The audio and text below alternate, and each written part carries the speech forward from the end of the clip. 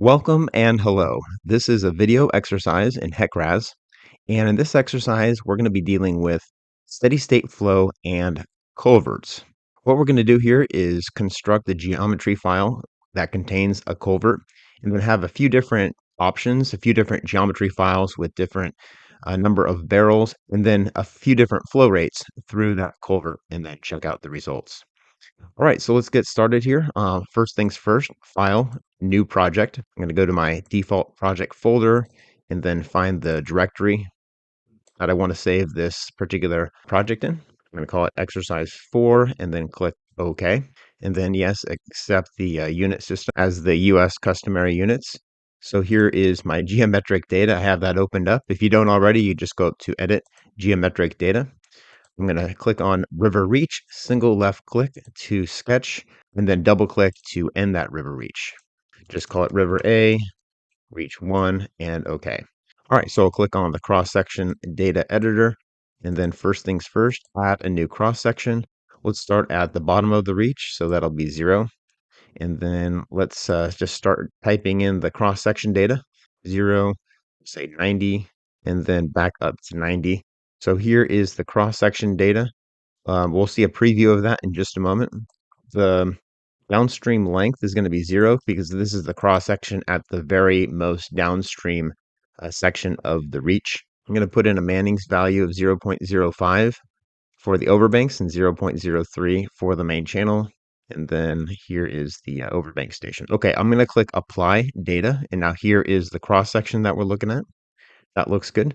What I'm going to do now is add a second cross section at the very top of the reach. So to do that, I'm going to go options, copy the current cross section. I think this is going to help save some time because it's going to preserve all of this data.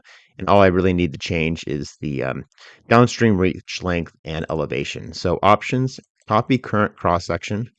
I'm going to put this at 10,000 is the river station. And then I need to put 10,000 here. So we'll just say it's a straight reach. And then also what I want to do is go options, adjust elevations, and then increase that elevation by 20 feet. Click apply data and then close that dialog box. So what I have is a cross section down here at river station 0, a cross section up at the top of the reach, river station 10,000. All right, let's go ahead and add some intermediate cross sections. So I'm going to go tools, cross section interpolation within a reach. And then here I'm going to say all river stations, or I could just go 10,000 down to 0, same thing. In the maximum distance here, if I typed in a 10, it would give me 1,000. That's too many. If I typed in 1,000, it would give me 10. That's probably more like it. Let me go ahead and see what 500 looks like. So that would give me 20 distinct sections. Okay, so interpolate cross sections and close. Now, just visually, that looks a little bit too much. There may be a reason to have this many cross sections, but I'm going to go back to Tools, Cross Sections, delete the interpolated cross sections, and then they're gone. So let me go back and just change it to one cross section every 1,000 feet. Tools, interpolate cross sections. Okay, like I said before, 1,000 should give me 10 equal segments, and that should have the same slope all the way through. So interpolate, close, and that looks good. Let me just go ahead and check out the plot. Here's the profile plot. It shows how we have a constant slope for the entire reach length. Now I'm going to put in a culvert, and I'm going to put the culvert in between river stations 3,000 and 4,000. So right here in the middle, maybe 3,500, which means I really don't need all these cross sections. So what I'm going to do is go back to the cross section editor here and then remove 1,000, 2,000, and then also 5,000 through 9,000. First of all, go to the first cross section I want to delete, and then options, delete cross section, yes, and then yes, and it's gone. It doesn't look gone yet in the display, but if I close this dialog box, you can see it is indeed gone. All right, let's go ahead and delete the others. Also worth mentioning is if you go edit, delete, this is deleting data from the cross-section coordinates table. Don't want to do that. You want to make sure you're going options and then delete cross-section. Okay, and it toggles me up to the next one, except I want to keep 3,000 and 4,000, so I'm going to toggle up to 5,000. Options, delete cross-section, yes. Options, delete cross-section, yes. Options, delete cross-section. Okay, so that's all of them. Let me close this out. That looks good. And now let me just confirm that it's still a constant slope when I view the profile plot. And it is. And I have my cross sections here at 3,000 and 4,000 of River Station upstream of this bottom of the reach. Next one I want to do is add a culvert. So I can close this. I'm going to go ahead and save the geometry file before I forget. It's going to be save geometry data. And what I'm going to call this is one barrel. And you're going to see why, because I'm going to create a culvert with one barrel, and then I'm going to save the same geometry file multiple times with a different number of barrels. So the only difference between these geometry files that I'm going to be creating for this exercise is the number of barrels. So that's why I think giving it a title with what's distinct or unique about this geometry file would be the most helpful later on in the exercise. All right, so okay. Next, click this bridge slash culvert. And what we want to do is go options, add a bridge and or culvert. We're going to put it at River Station 3500. And now we have a preview of the upstream end of the bridge and downstream end of the bridge. It says bridge, but we're going to be building a culvert here. So the first thing is to fill in the actual bridge with the main concrete. Click this deck slash roadway button. And now let's go ahead and enter this data. So the distance downstream will be 500 feet because, yeah, 500 from 4,000 is the 3,500. The width, let's go ahead and put it at 80 feet. And then I'm just going to fill in the entire cross section here. So it'll be up from 100 down to, we'll say 40, I believe would be low enough. 30. We'll just say station 0. The high chord is 100. The low chord is 30. And then station 1000, which is all the way to the far right side of the cross section. High chord is again 100. The low chord is 30. So we're going to punch a hole for the culvert barrels later. Right now, we're just doing the road slash deckway editor. Copy the upstream to the downstream data. And then the side embankment, I'm going to say it's a 2-to-1 slope, and everything else I'll leave the same. So if I click OK, I now have my entire cross section filled in with the deck slash roadway. We're ready to add some culverts, or rather our first culvert barrel. So click the culvert button right here. And what I want to do is add one circular culvert in the middle of the cross section. That is the default here, so we can change the shape if we want, but I'm going to stick with circular. I'm also going to go with a 6-foot diameter culvert. So of course, there's a lot of different variables involved here. We're going to be changing the number of barrels, but you could also change the number of the size of the culvert barrel and the invert and a few other things. So the distance to the upstream cross section, I'm going to say is 400. The culvert length, I'm going to come back to because that takes into account the width, the side slope, and the invert. So let me just go down to invert right here. Looking at this diagram here, I think an invert of 40 would look good.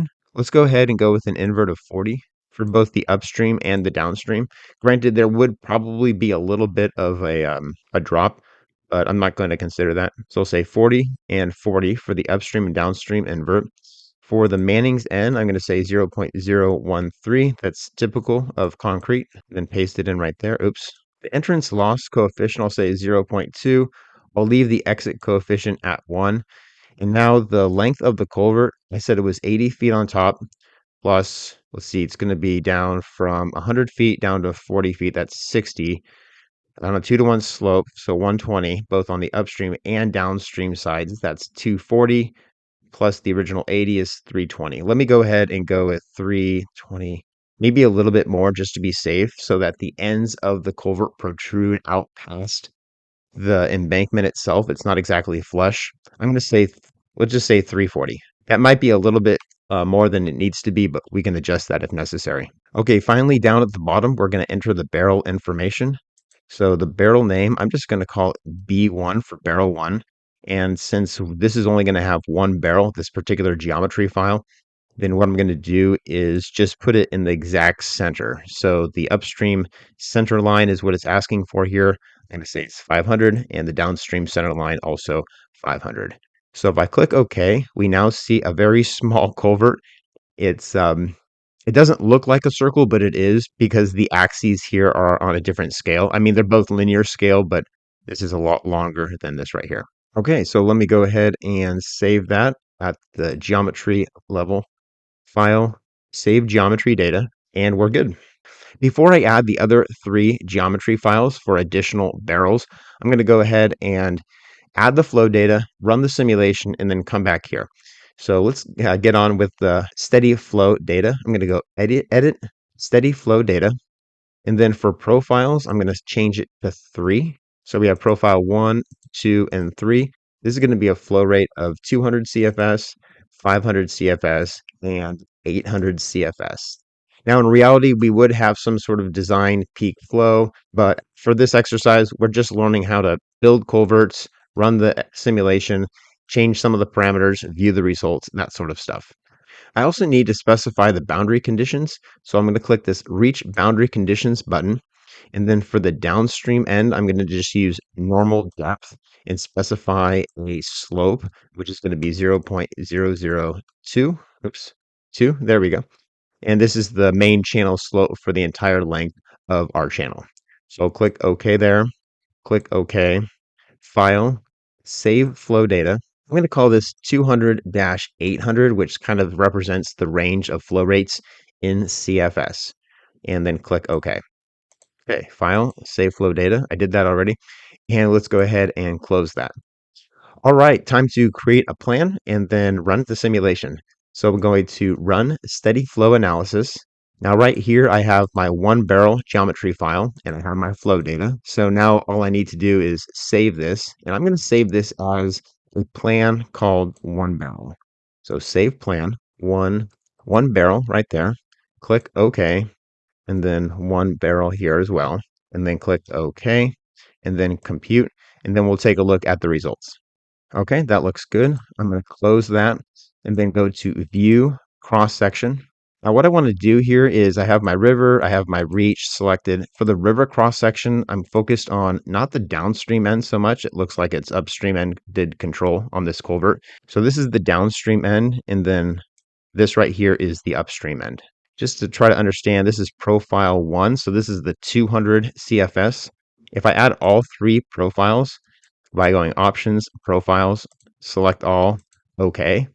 This is interesting. It now shows profile 1 and 2 at the upstream end of the culvert are just at the very top of the barrel.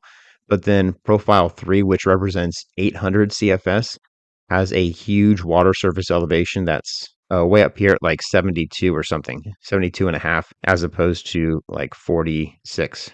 So what I want to do is let's look at this top profile for the rest of the exercise, this profile 3 at 800 CFS, because what I want to do is add more culverts and just see how that upstream water surface elevation reacts. So I'm going to go back to options, profiles. I'm going to remove profile 1 and 2 and stick with profile 3. That's the 800 CFS profile that I'm interested in. Click OK. And then I'm going to close this, but I'm going to go up to view and I'm going to look at the water surface profile here. Okay, so this is interesting. We have the water backed up quite a ways, up to, like I said, about 72 feet. And this demonstrates the importance of having cross sections just upstream and downstream of the structures. So, for instance, this little wedge of air wouldn't actually exist. We'd have water all the way up to the face of the culvert. Also, I think I need to adjust my length as well, just a little bit. Yeah, so the length needs to increase. It looks maybe like another 20 feet would probably do it for me. I think I can actually measure this out. So I'm holding down the shift key to pan around to give myself the pan hand. And then with the mouse middle wheel button right here, this mouse button, that's what I'm using to zoom in and zoom out. Now you can also zoom in and zoom out using these controls.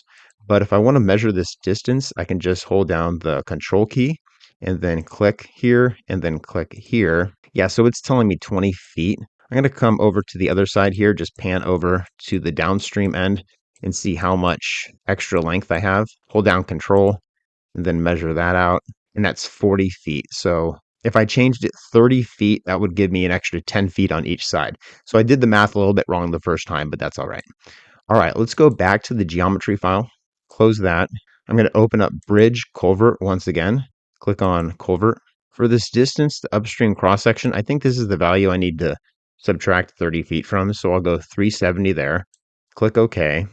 And in fact, let me just go ahead and run the simulation, and then I'll come back and add a few more geometry files using this as a base. So I'll close that, File, Save Geometry, and then come back up here to Run. Okay, that looks correct.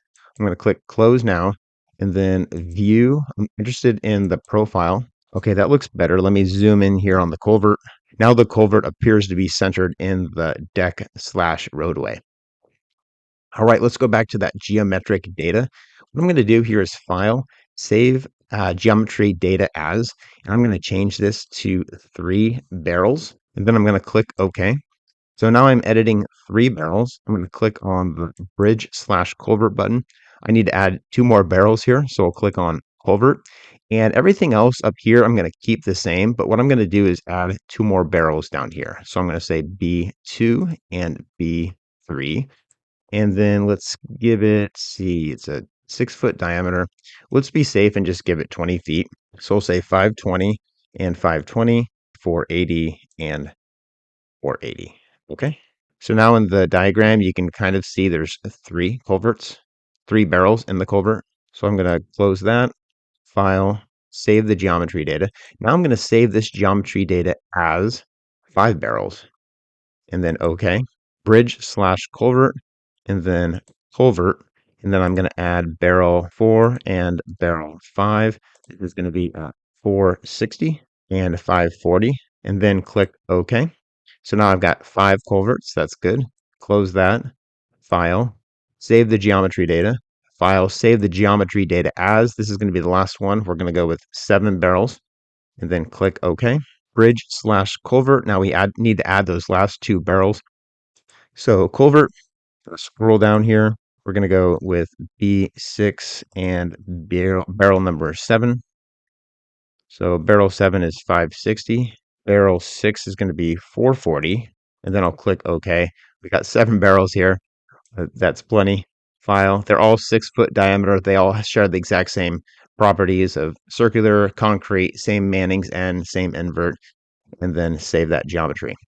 All right, we need to add 3 new plans, run 3 new simulations, and then check out the results for what that 800 CFS will do with regard to the water surface elevation upstream of the culvert.